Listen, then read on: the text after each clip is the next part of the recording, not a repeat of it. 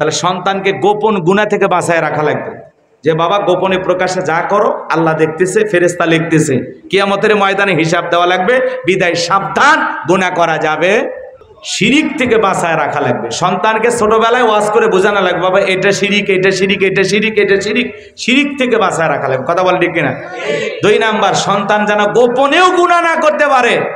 আপনার সন্তান গোপনে কারো পুকুর থেকে মাছ চুরি করছে, ফল চুরি করছে, সন্তানকে বলেন বাবা এগুলো করা হয় না। আমি আমচোরের বাবা হতে চাই না, আমি মাছচোরের বাবা হতে চাই না।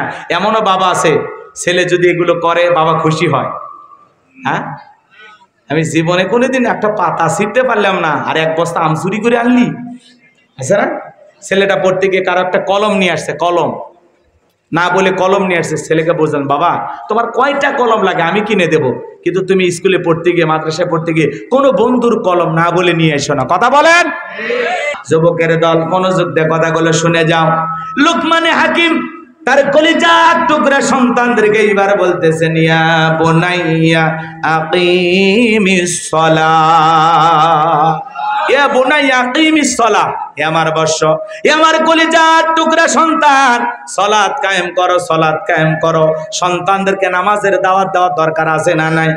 পৃথিবীর শ্রেষ্ঠ বাবা তারা নিজের ছেলের হাত ধরে মসজিদে নিয়ে যায়, যারা সন্তানদেরকে নামাজের ব্যাপারে আগ্রহ পয়দা যেন হয়, সন্তানেরা যেন নামাজি হয়, আল্লাহওয়ালা হয়, মসজিদমুখী হয়। এজন্য বাবা হিসাবে আমাদের দায়িত্ব পালন করার দরকার আছে না নাই? আজান হলে ছোটবেলা থেকে ছেলেদেরকে মসজিদে নিয়ে যাব। সন্তানগুলো যদি মসজিদমুখী হয়ে যায়, আমাদের ভবিষ্যৎ প্রজন্ম হবে আল্লাহওয়ালা। তাহলে সন্তানদেরকে নামাজের আদেশ দেবেন তো ইনশাআল্লাহ? লোকমানে হাকিম এইবার বলতেছে, ওয়ামরু বিল মারুফ, ও আমার সন্তান সৎ কাজের আদেশ দেবা, ভালো কাজ করবা, নিজেও ভালো কাজ করবা, মানুষদেরকে ভালো কাজের দিকে আহ্বান করবা। ওয়ানহা আনিল মুনকার, নিজে অসৎ কাজ করবা না, মানুষকে অসৎ কাজ করতে দিবা না। গুনাহের কাজ করা যাবে? কথা বলেন যাবে? তসবির আলামা আসাবাক, বিপদ আপদ মুসিবত আসলে সবর করবা, ধৈর্য ধারণ করবা। জীবনে হাজারো সমস্যা আসবে, সবর করার দরকার আছে না নাই? কখনো ভালো কাটবে, কখনো খারাপ কাটবে, সবর করার দরকার আছে না নাই? কখনো সুখ আসবে, কখনো দুঃখ আসবে, একটু সবর করার দরকার আছে না নাই? আর ধৈর্যশীলদের সাথে আছেন তিনি কে? সবর করতে হবে, ধৈর্য ধারণ করতে হবে, ধৈর্যশীল হওয়া লাগবে। একটুতেই ভেঙে পড়া যাবে না। আল্লাহ আপনাকে পরীক্ষা করবে নানান মুসিবত দিয়ে, নানান বিপদ দিয়ে আপনাকে আল্লাহ তাআলা পরীক্ষা করবেন। ওয়ালা নাবলুওয়ান্নাকুম বিশাইয়্যিম মিনাল খাউফি ওয়াল জু'i ওয়া নাকসিম মিনাল আমওয়ালি ওয়াল আনফুসি ওয়াস সামারাত ওয়া বাশশিরিস সাবিরিন। আল্লাহ বলে আমি তোমাদেরকে পরীক্ষা করব ভয়ের দ্বারা, ক্ষুধার দ্বারা, জানের ক্ষতি, মালের ক্ষতি, সম্পদের ক্ষতি, সমস্ত ক্ষতি দিয়ে আমি আল্লাহ পরীক্ষা করব। যারা সবর করবে, ধৈর্য ধারণ করবে, তাদের জন্যই সুসংবাদ। আল্লাহু আকবার বলে। আমি যে আপনাদেরকে প্রত্যেকটা পয়েন্ট নিয়ে আলোচনা করতেছি, আপনারা কি ভুলে গেছেন? 1 নাম্বার, সন্তানকে শিরিক থেকে বাঁচায় রাখা লাগবে। সন্তানকে ছোটবেলায় ওয়াজ করে বোঝানো লাগবে, বাবা এটা শিরিক, এটা শিরিক, এটা শিরিক, এটা শিরিক। শিরিক থেকে বাঁচায় রাখা লাগবে। কথা বল ঠিক কিনা? 2 নাম্বার, সন্তান যেন গোপনেও গুনাহ না করতে পারে। আপনার সন্তান গোপনে কারো পুকুর থেকে মাছ চুরি করছে, ফল চুরি করছে, সন্তানকে বলেন বাবা এগুলো করা হয় না। আমি আমচোরের বাবা হতে চাই না, আমি মাছচোরের বাবা হতে চাই না। এমনও বাবা আছে, ছেলে যদি এগুলো করে বাবা খুশি হয়। আমি জীবনে কোনোদিন একটা পাতা ছিঁড়তে পারলাম না, আর 1 বস্তা আম চুরি করে আনলি। ছেলেটা পড়তে গিয়ে কারো একটা কলম নিয়ে আসছে, না বলে কলম নিয়ে আসছে। ছেলেকে বোঝান, বাবা তোমার কয়টা কলম লাগে আমি কিনে দেব, কিন্তু তুমি স্কুলে পড়তে গিয়ে, মাদ্রাসায় পড়তে গিয়ে কোনো বন্ধুর কলম না বলে নিয়ে এসো না। কথা বলেন? আর আমরা এমন মা বাবা, ছেলেটা যদি একটু রাস্তাঘাটে গরিব দুঃখী বা দারোয়ানের সাথে একটু কথা বলে, এই ছোট লোকের সাথে কি কথা বলিস, এদিকে আয়। এই গরিব বৃদ্ধকে ছোট লোক বলতেছে না। এক সময় এই সন্তানগুলো এগুলো দেখতে দেখতে বড় হয়, মা বাবা যখন ওই দারোয়ানের মতো বয়স্ক হয়, তখন মনে করে এরাও তো এরকম হয়ে গেছে, এদের সাথে আর ভালো ব্যবহার করা যাবে। সন্তানকে মানুষ বানান, যে দারোয়ানকে মানুষ মনে করা লাগবে। উনি তোমার আঙ্কেল হয়, চাচা হয়, দাদু হয়। কথা বলেন? ড্রাইভারকে ড্রাইভার বলো না, ড্রাইভার আঙ্কেল বলো, চাচা বলো। কথা কয় না কে?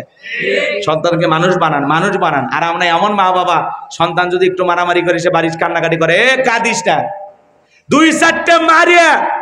এই কোন বংশের ছেলে ভুলে গেছিস? এই তোর বাবার পাওয়ার নাই। কথা কয় না কে?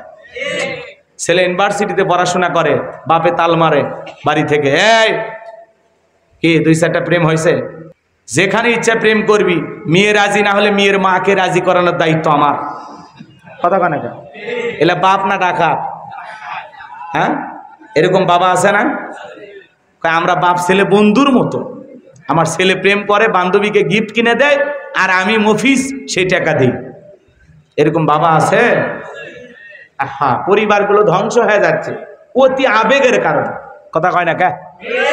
যাক, আপনাদেরকে আর কষ্ট দেব না। তাহলে সন্তানকে গোপন গুনাহ থেকে বাঁচায় রাখা লাগবে। যে বাবা গোপনে প্রকাশে যা করো আল্লাহ দেখতেছে, ফেরেশতা লিখতেছে, কিয়ামতের ময়দানে হিসাব দেওয়া লাগবে, বিদায় সাবধান, গুনাহ করা যাবে। আর এদিক 3 নাম্বার, এদিক খেয়াল করেন, কি এ বোনাইয়া আকিমিস সালাত, সালাত কায়েম করা লাগবে, নামাজ আদায় করা লাগবে, সন্তানদেরকে নামাজি বানাইতে হবে। কথা কয় না? এখানে এমনও পরিবার থাকতে পারে যাদের 6 জন সদস্য সবাই নামাজ পড়ে, 4 জন সদস্য সবাই নামাজ পড়ে, এরা তো ভাগ্যবান। কিন্তু আপনার পরিবারে আপনি বলেন তো, আপনি নামাজ পড়েন ঠিক মতো, আপনার সন্তানটা নামাজ পড়ে, আপনার বিবি নামাজ পড়ে, আপনার মেয়ে নামাজ পড়ে। এখন আমার শুনে কালকে যদি আপনি আপনার ছেলেকে ধমক দেন, এই গোলাম রব্বানী হুজুর কইছে নামাজ পড়তে, যা মসজিদে যা, কারণ আপনি নিজে নামাজ পড়েন না, তখন তো ছেলে উল্টো আপনারে ধরবে, আব্বা তুমি তো নামাজ পড়ো না, আমারে কেন মসজিদে যাইতে কও? এখনো এইদিক খেয়াল করেন। এই জন্য আপনার নিজের ভিতরে আগে আমল থাকা লাগবে। বাবা নামাজি হয়ে ছেলেকে নামাজি বানাবে। কথা কয় না? আমরা আমাদের সন্তানকে মানুষ বানাতে পারবো তো ইনশাল্লাহ।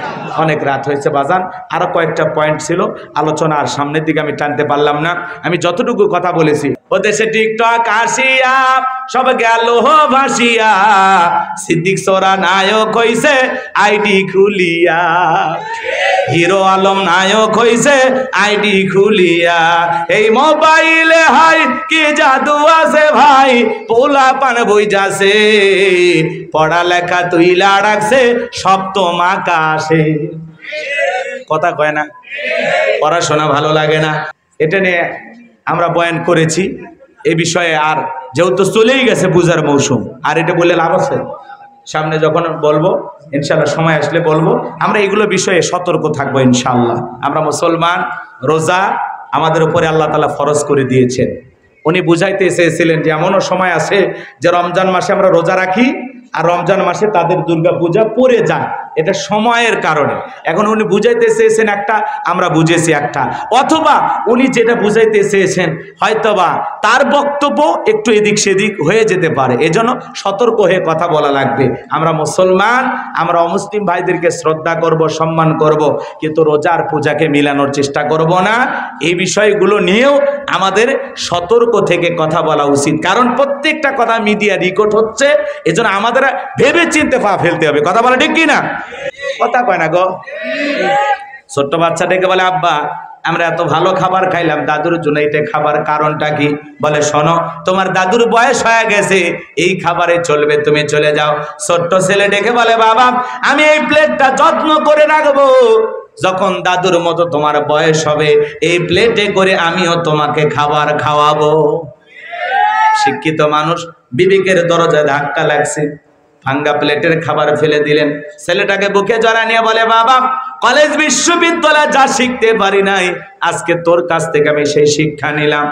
তোর কথার দ্বারা আমি বুঝতে পেরেছি আমার ভবিষ্যতে কি হতে পারে। এইবার বাবাকে যেই নোংরা জায়গায় রেখে দিয়েছিল, সেখান থেকে বাবাকে বিল্ডিং এর ওপরে নিয়ে গেলেন, সুন্দর করে গোসল করায় দেয়, বাবার শরীরে নতুন জামা পরায় দিতেছেন, তেল মালিশ করে দিতেছেন। বেবি ডেকে বলে, কি ব্যাপার, এই বৃদ্ধ মানুষটাকে আবারও কেন বাড়ির উপরে উঠাইলেন, কারণটা কি? ডেকে বলে, শোন, আজ থেকে আমরা যা খাবো বাবাও তাই খাইবে, আমরা এই রুমে ঘুমাবো, পাশের রুমে বাবা ঘুমাবে, আজ থেকে বাবার সাথে কোনো বাড়াবাড়ি করা যাবে না। যদি তোর আচরণের কারণে আমার বাবা কষ্ট পায়, আর আমার বাবা যদি ব্যথা পায়, আর আমার বাবাকে যদি তোর সহ্য না হয়, মনে রাখবি আমার বাবার সাথে যদি করিস বাড়াবাড়ি, 1 2 3 পাঠায়া দিব তোরে বাপের বাড়ি। বউকে যদি একবার বলতে পারেন